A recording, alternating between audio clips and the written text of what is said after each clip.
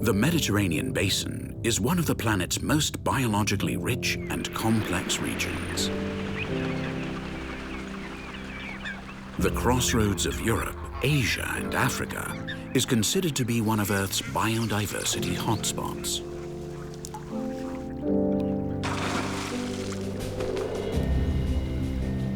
A vast number of both animal and plant species, unique to the region, live in its various habitats.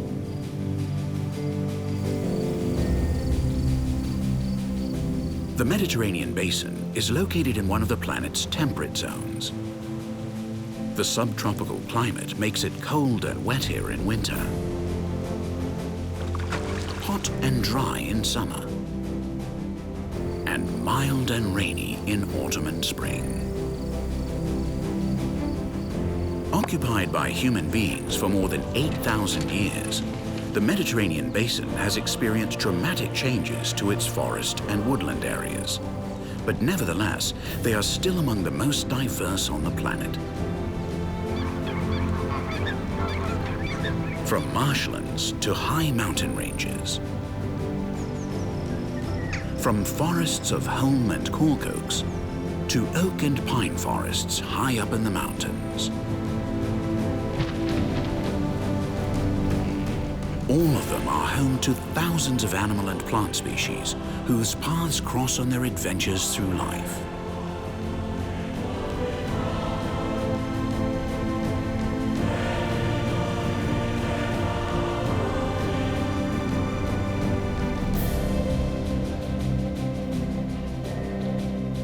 And each one of them has a story to tell. Stories of the Mediterranean forest. The hidden inhabitants of the Sierra Morena.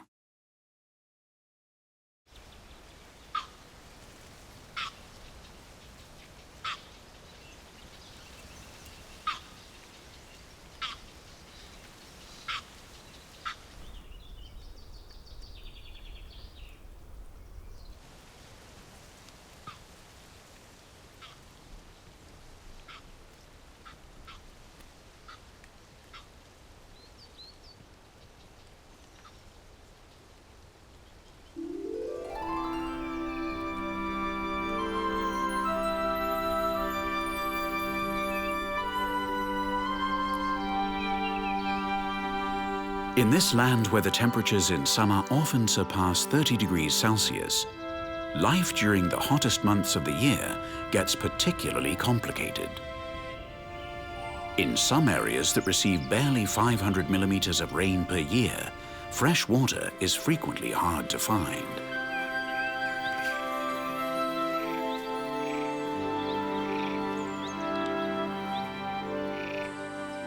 Most of the trees that populate the area have thick, resistant leaves designed to preserve water during the hot summer weather.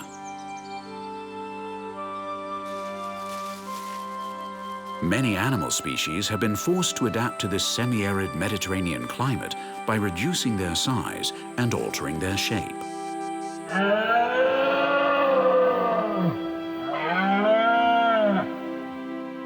But quite to the contrary of what you might expect, this is a biodiversity hotspot.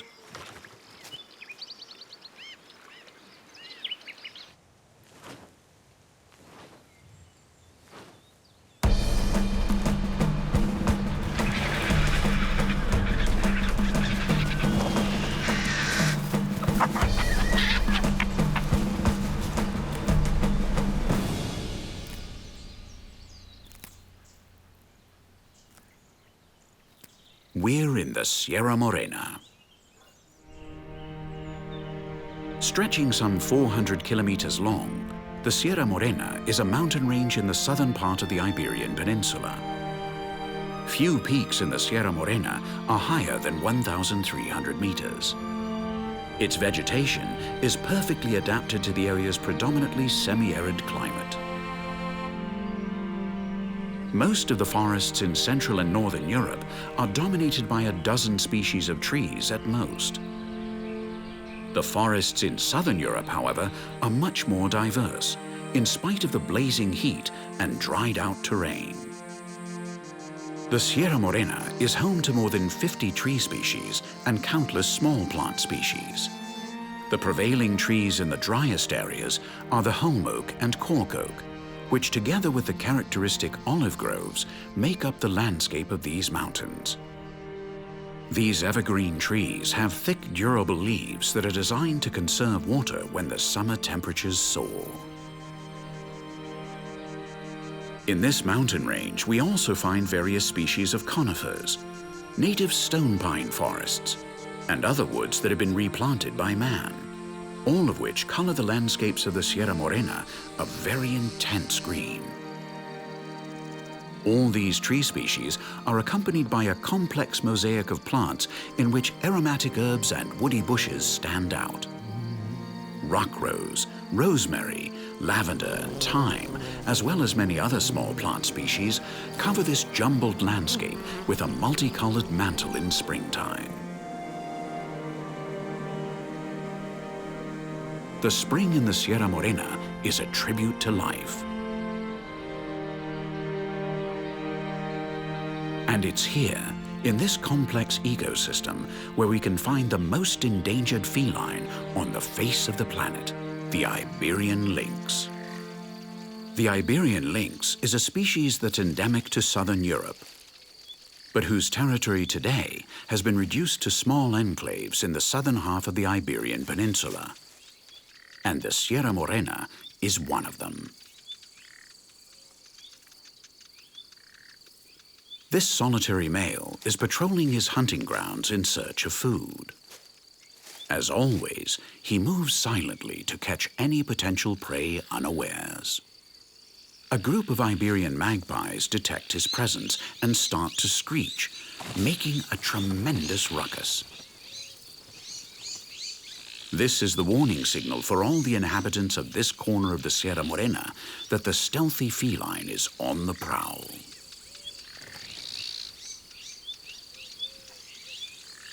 Despite the magpie's racket, the lynx keeps patrolling his hunting grounds. He knows that concealed in the dense vegetation is his favorite prey, rabbits. Rabbits seek refuge and food in the areas where the vegetation is thickest. They're adapted to this environment. Their digestive system is perfectly designed to extract nutrients and water from the vegetation surrounding them. Rabbits are a vital link in the food chain here, and all the populations of carnivores depend on them. Although rabbits reproduce easily, diseases have decimated their populations in some areas. This was one of the reasons why the Iberian lynx was on the brink of extinction. In the late 20th century, fewer than 100 Iberian lynxes lived in the wild.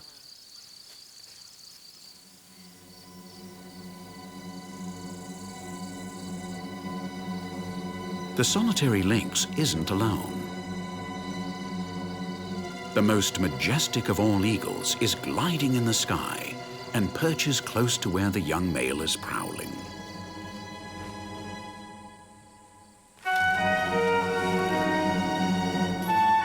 The golden eagle is an expert hunter, and although it may eat other prey and even carrion, rabbit is an essential part of its diet.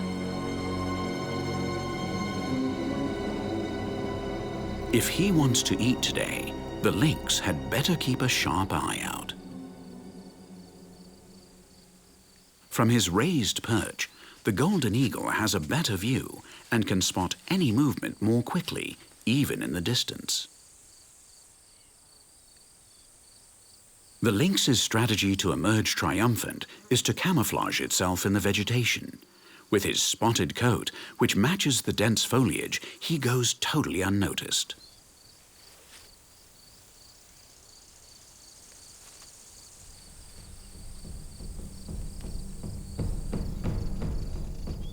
Something is moving in the thick vegetation.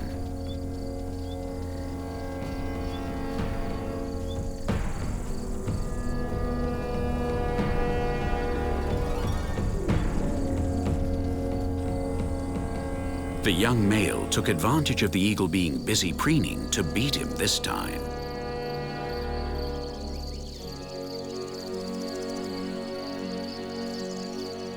The lynx needs to eat a rabbit a day in order to survive.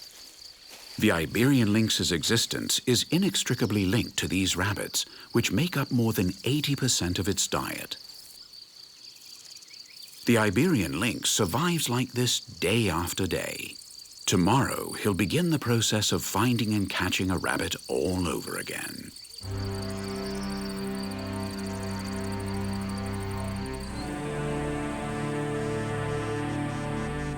The golden eagle no longer has any business to tend to here and decides to try his luck somewhere else. After eating his meal, it's time for a thorough cleaning. Immaculate, healthy fur is essential to survive in this stifling environment.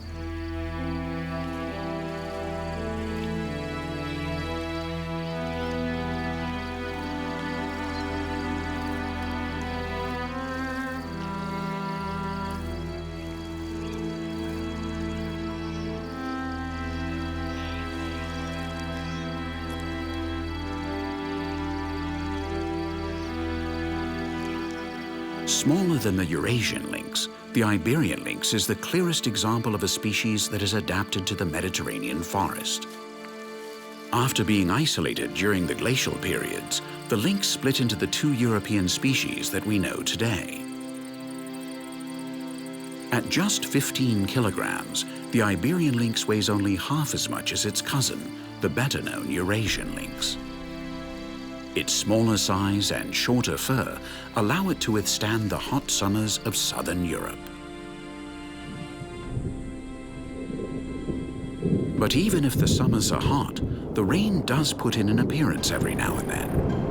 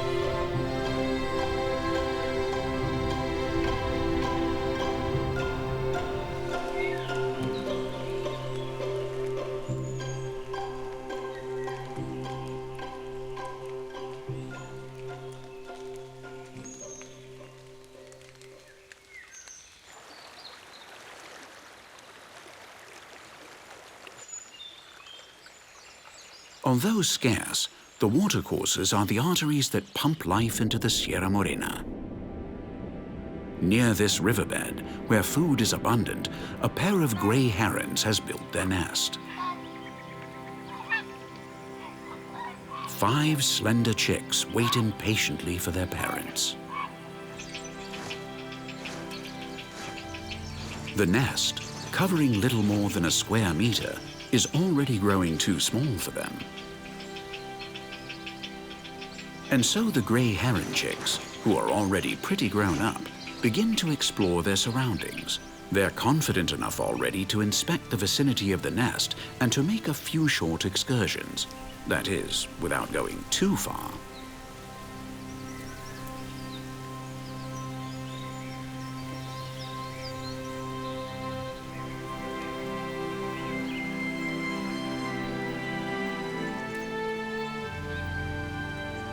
Since they're large birds equipped with powerful beaks, adult gray herons have few predators, but their eggs and chicks are very vulnerable, so their parents don't tend to leave the nest unguarded.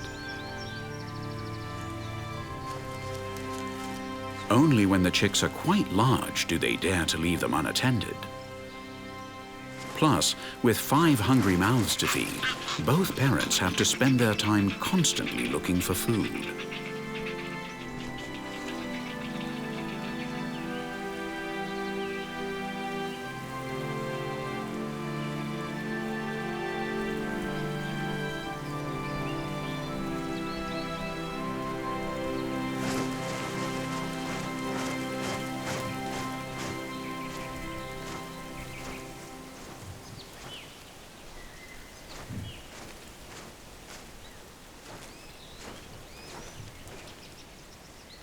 One of the intrepid chicks tries to reach the higher branches.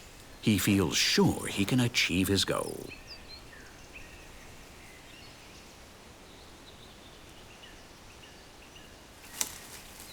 But something goes wrong.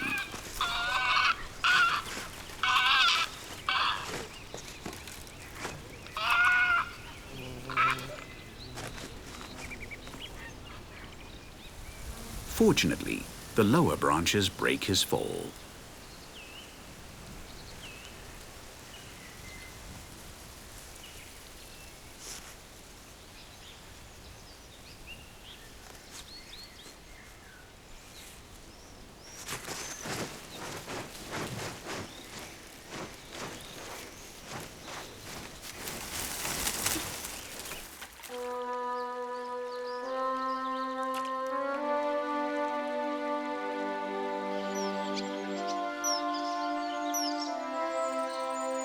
Leaving the grey heron nest behind, we gradually descend the river. Downstream, we run into another of the Sierra Morena's hidden inhabitants, the European pond turtle.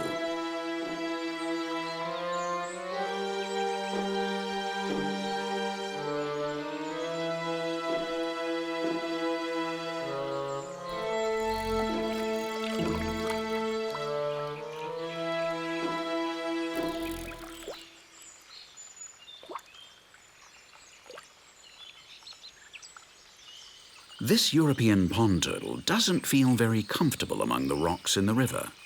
Here he doesn't have any mud to hide in if danger appears, and he'd prefer to find someplace quieter and more protected where he can go unseen. The pond turtle is a species that is adapted to life in all kinds of bodies and courses of water, but it prefers to live where the current is slow and the vegetation abundant, which affords it protection. The European pond turtle can be found throughout the whole Mediterranean basin, where the weather conditions are the most favorable for it. Nevertheless, we can find populations of this turtle species in almost all of Europe and part of Asia.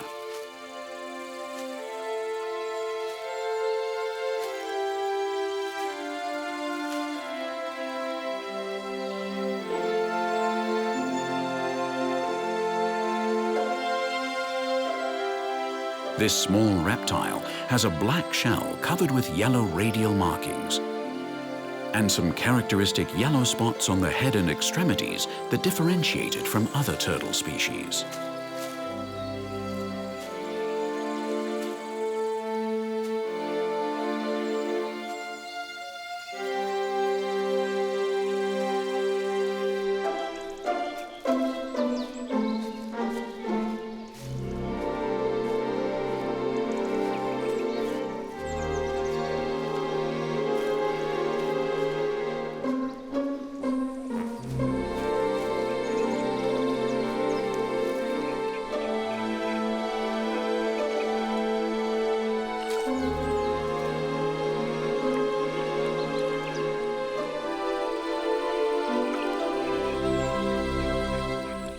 It has finally found a spot to its liking, where there are calm waters with plenty of mud and abundant vegetation, a perfect place to hide and feed. The pond turtle is an opportunist. It takes advantage of any food source it finds available. Insects, amphibians, fish, carrion, and even plants form part of its normal diet.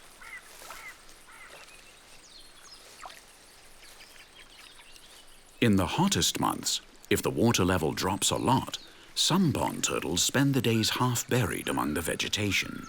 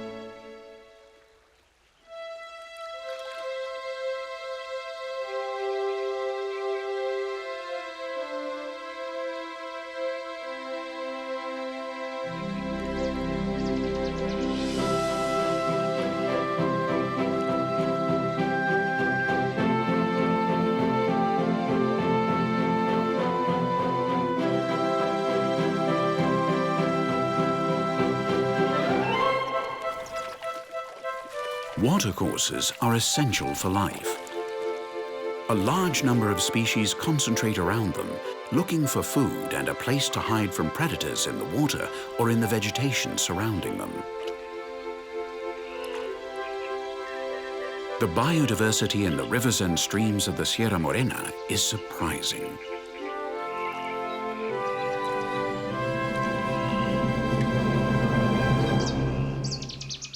And this is where we find the grey heron, which is working hard to get food to take back to the 500 chicks waiting in the nest.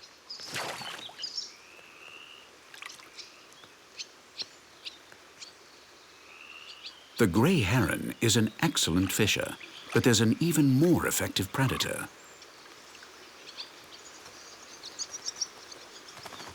The common kingfisher.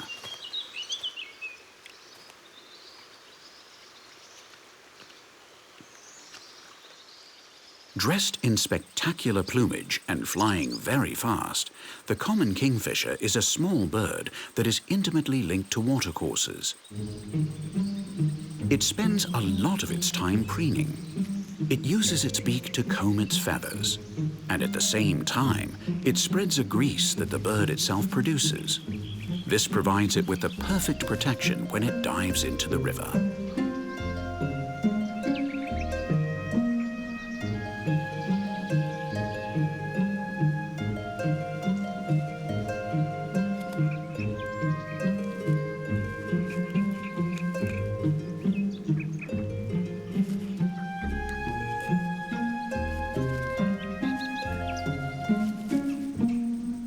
The common kingfisher and the grey heron don't compete for food, and for a very simple reason: size.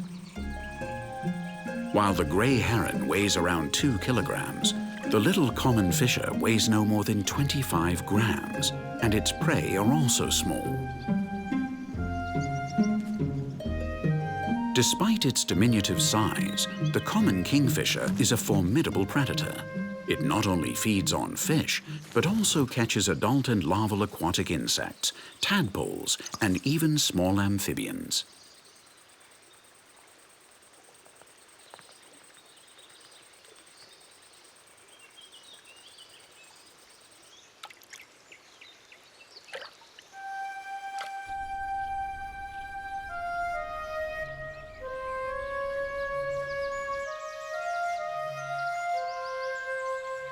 The common kingfisher is a bird that's easy to find throughout Europe and North Africa, and there are even populations in a good part of Asia. It always looks for rivers or streams that have good quality water and more or less dense vegetation that provides it with perches from which to hunt its prey.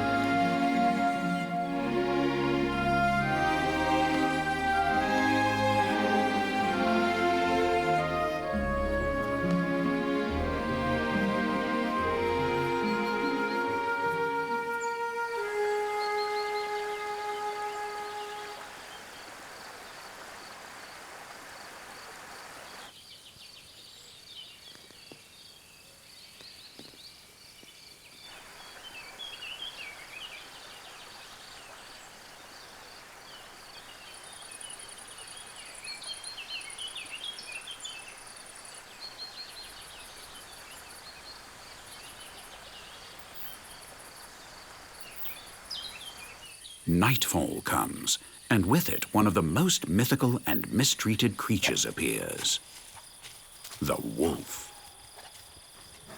Wolves were hunted to total extinction in the Sierra Morena. Nevertheless, every now and then, a solitary wolf will appear in these inhospitable mountains. The red deer stay active at night, safe in the knowledge that few predators remain in the Sierra Morena who can challenge them. Their instincts, however, tell them that danger is near.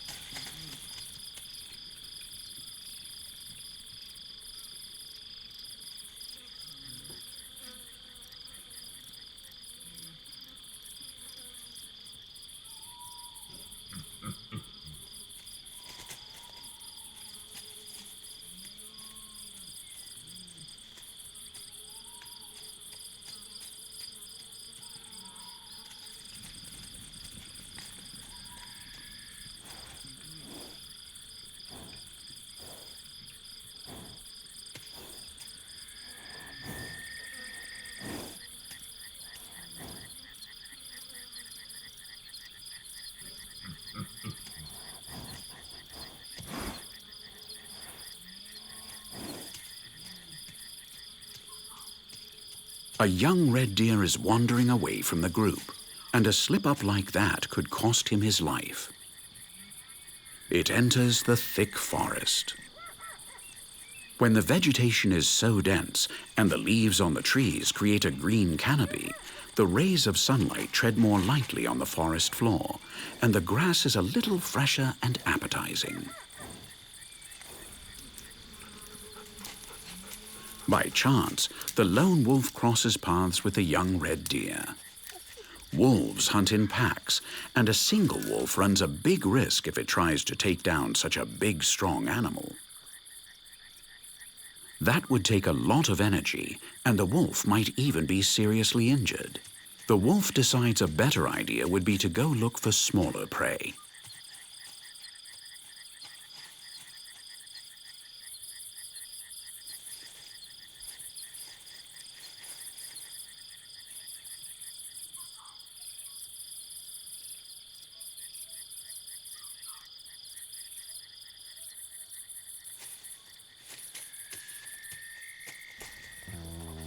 The hungry wolf got lucky.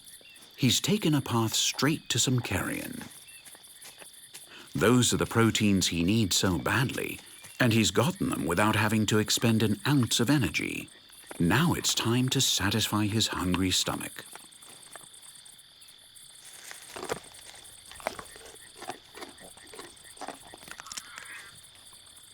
Someone interrupts his dinner.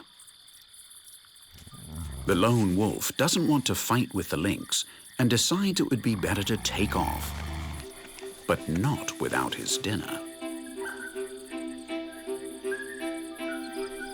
The night is drawing to an end, and the wolf, his belly full, rolls on the ground.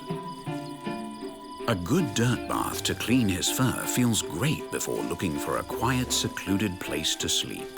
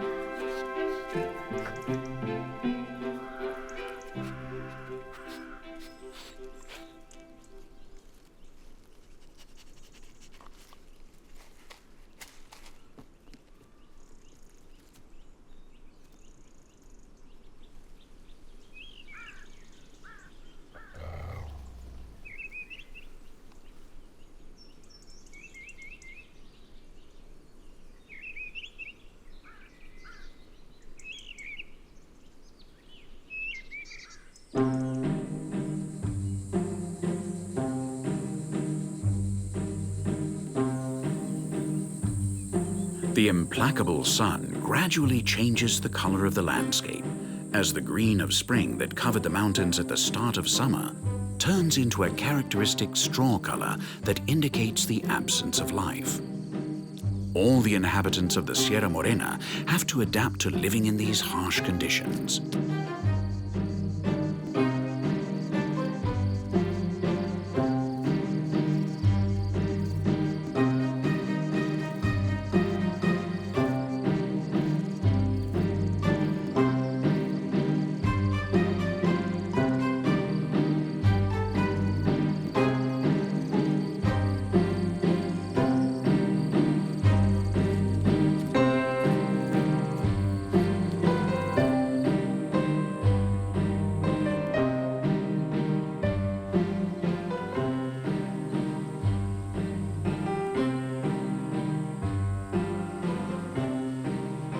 With temperatures over 30 degrees Celsius, even some holm oaks, which are so well adapted to this ecosystem, are unable to withstand the heat and end up drying out.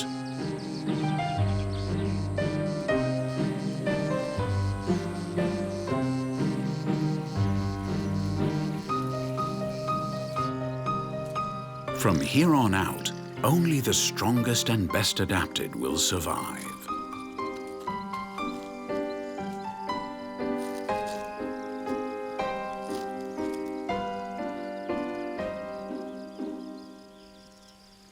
This missile thrush chick is still waiting for his parents to give him some food like when he was small.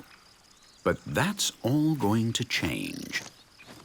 Now it's time for him to learn to fend for himself.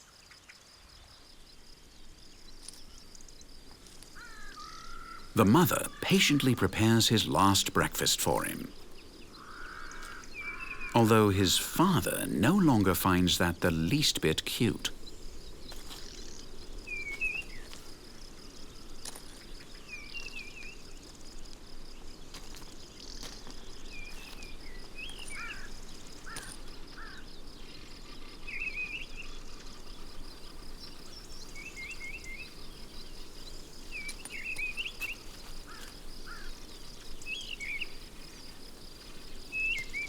Faced with the chick's insistent cries for more, the mother has to make him understand that it's time for him to go find his own food. She's about to teach him a lesson that will help him become an independent missile thrush.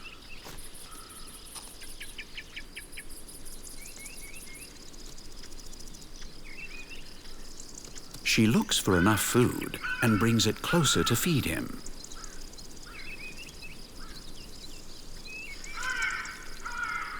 But she drops it on the ground.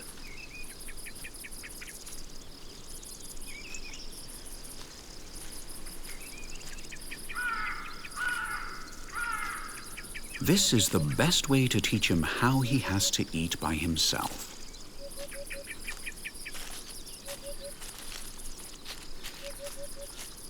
From now on, his parents won't give him any more food. And in case there's still any doubt in his mind, his father kicks him out of his territory. It's time for the youngster to face the world on his own.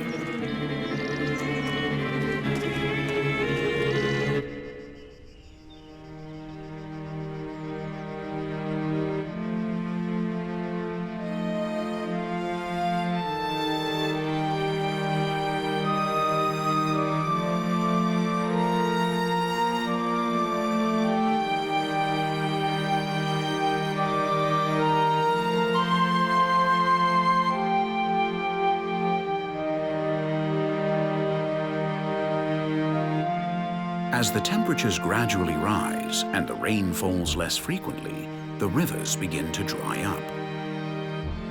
And the few ponds that are left are the only places where anyone can find relief from the merciless summer heat.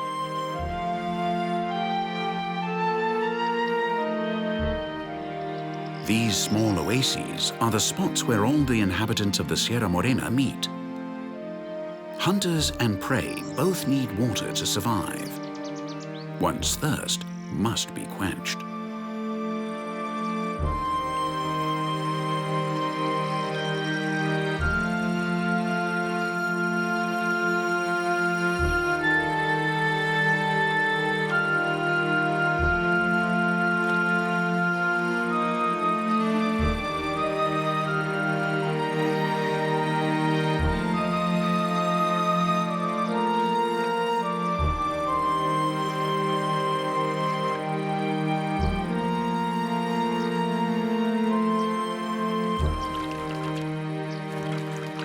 Water is also indispensable to clean their bodies, and some species will fly quite far in search of some place where they can bathe.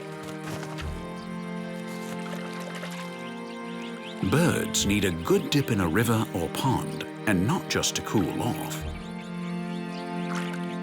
Bathing helps them to remove the filth and dust that builds up in their feathers during the hot days of summer.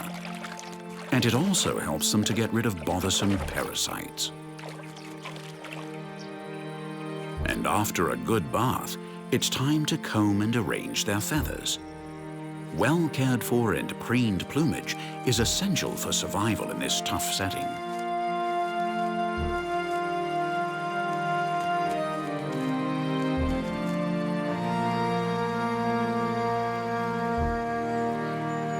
As night falls, a genet emerges from her den.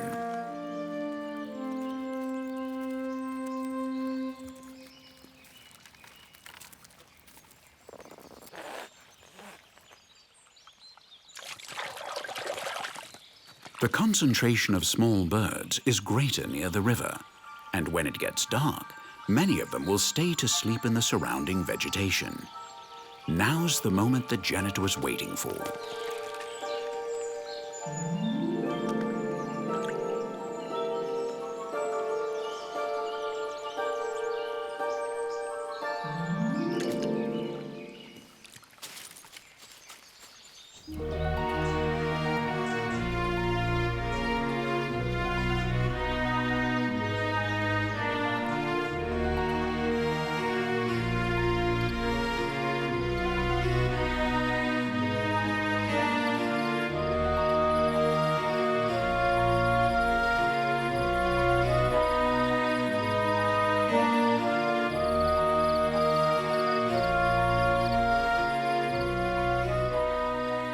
Genets are vivarids of African origin that live throughout the Iberian Peninsula. They normally are active at twilight and at night.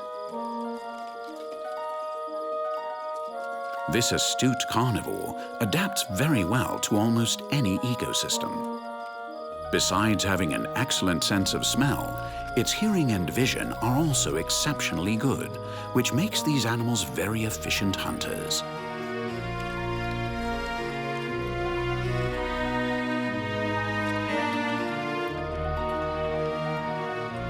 Their diet is quite varied. Mice, rabbits, and even reptiles form part of their daily menu. But what genets like most of all are the little birds that sleep in the thick vegetation.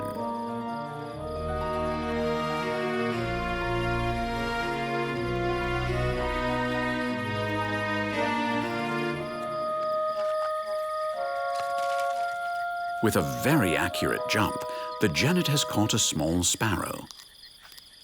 Genets usually start eating their prey beginning with the head, followed by the rest of the body, bones and feathers included. They take advantage of absolutely every bit of protein that their prey has to offer.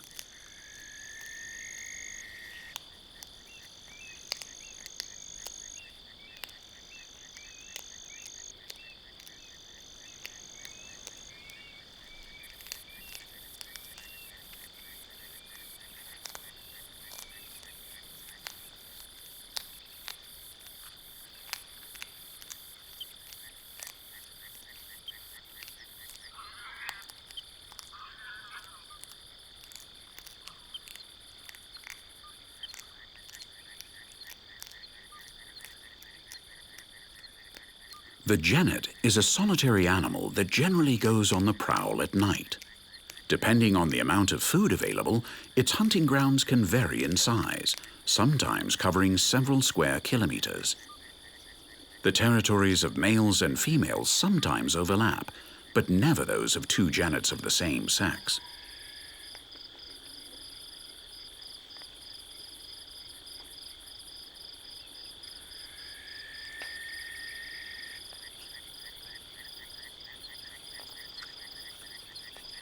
The genet continues on her way in search of more food. She's a winner in the Mediterranean forest. She's perfectly adapted to it.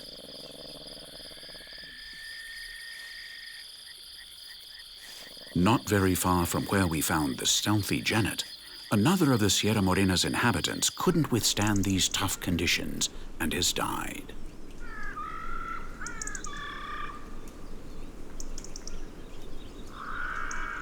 At the first light of day, the Iberian magpies begin to flit around the deer carcass, looking for something to eat.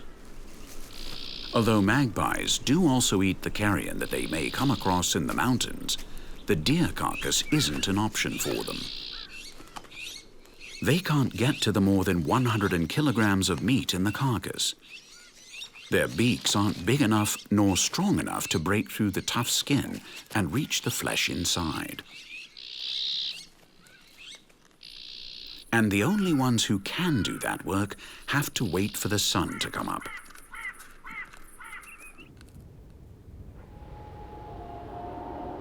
Vultures are the animals in charge of making cadavers disappear from this complex ecosystem.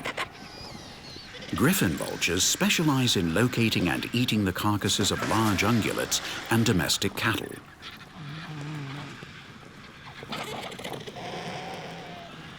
Eliminating their cadavers prevents the spreading of diseases, and so they carry out a very efficient job of sanitation.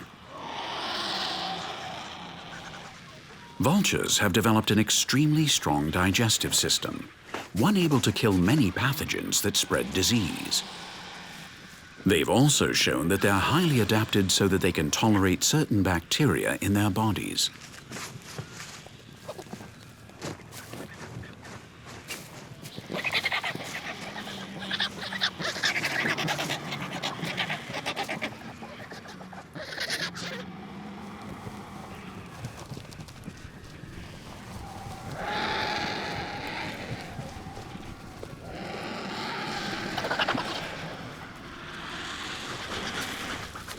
The large number of diners who have come to the banquet has drawn the attention of a young member of the royalty.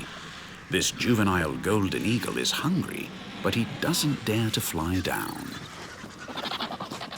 The fighting among the vultures for a bit of meat convinces him that he might be badly injured if he tried to crash this party.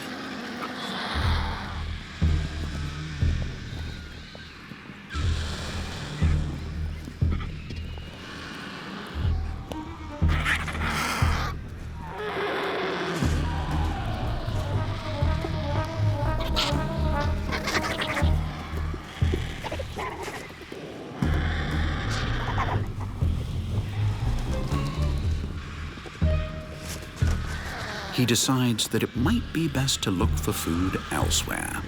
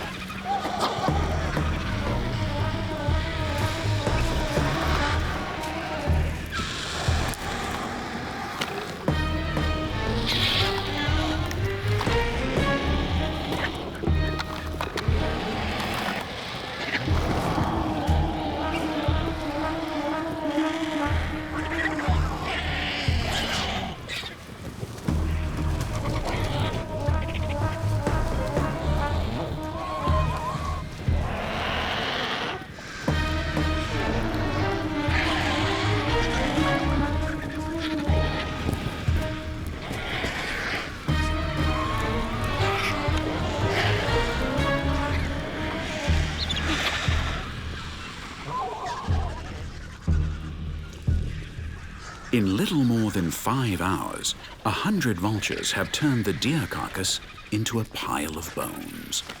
But vultures aren't the only ones who feed on dead animals.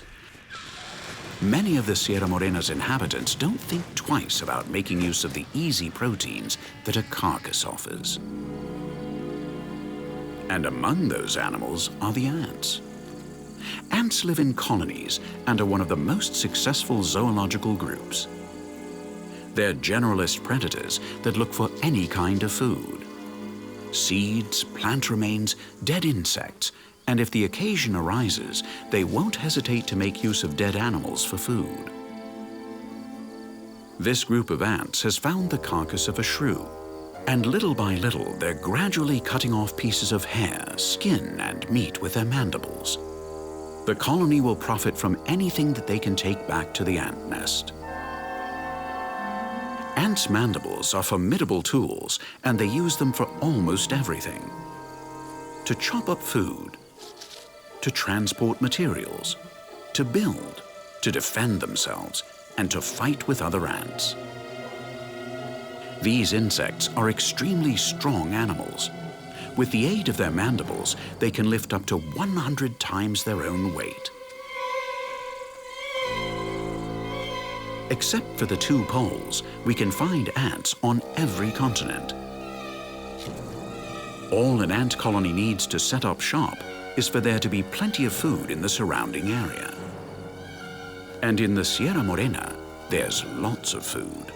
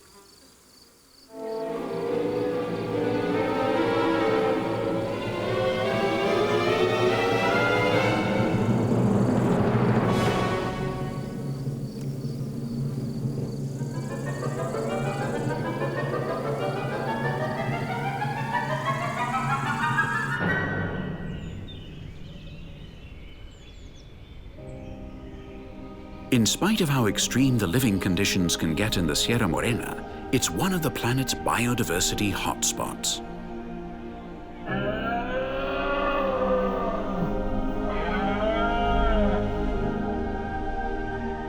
Hundreds of species, both plants and animals, have been forced to adapt to this semi-arid Mediterranean climate.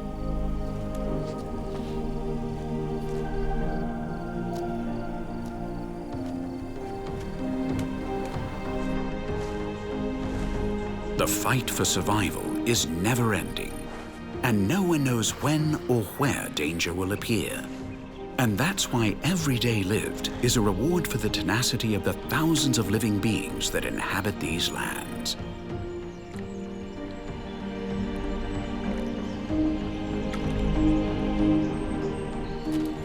But despite the survival instinct of its inhabitants, a threat is hovering over them which they can do nothing about.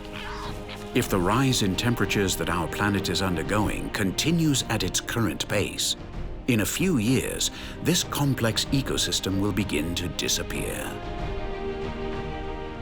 Fortunately, today we can still fight to prevent this from happening, so that the lovely landscapes of these mountains continue to be home to the species that have been living here for thousands of years. Because they are the hidden inhabitants of the Sierra Morena.